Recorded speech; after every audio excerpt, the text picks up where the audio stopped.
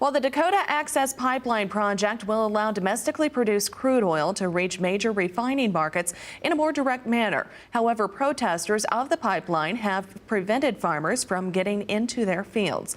Joining us now on the phone to discuss the effects of the pipeline on landowners is President of the North Dakota Farm Bureau, Daryl Lies. Daryl, thank you for joining us today. We appreciate your time. Well, good afternoon, Janet. So what impact is the protest against the Dakota Access Pipeline having on farmers and ranchers in that region?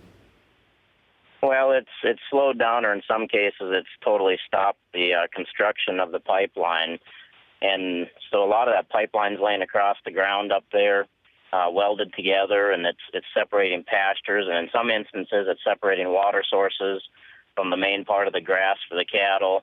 It's creating the inability for silage chopping and the rest of grain harvest to go on normal, to access some of those areas, and it's a safety concern. There's people that are trespassing, driving in yards. There's some theft going on out of farmyards, some videoing going on of farmers and ranchers. So there's a lot of concern for their families and their neighbors' families in those small communities down there also of the safety of this issue that's going on.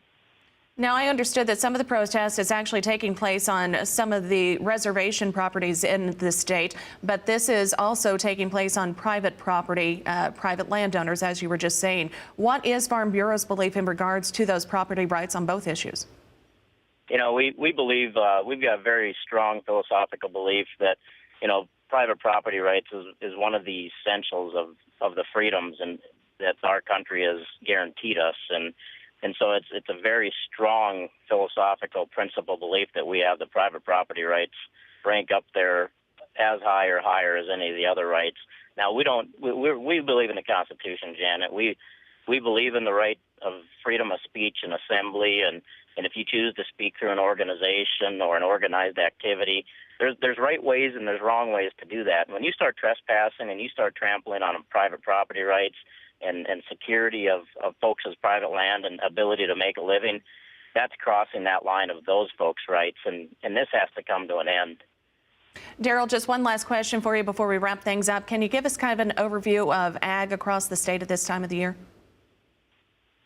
We're getting into those late fall crops, corn and soybeans and sunflowers, and over in the eastern part of the state, there's the potato and the sugar beet harvest, and there's some challenges up in our northeast part of the state. Extremely wet conditions. I heard one gentleman say that he's had 40 inches of rain since the end of May, and, the average rainfall is around 20 for a year. So it's a challenging time, but, they're persevering. They're pushing through it and trying to get that crop in good shape. And, it's been a pretty good crop across the state, with the exception of a couple of extreme weather patterns in the southwest, the drought, and, of course, up in the northeast, the extreme moisture here at harvest time. All right. Well, Daryl, thank you for joining us again. President of the North Dakota Farm Bureau, Daryl Lies, joining us via phone from Bismarck, North Dakota.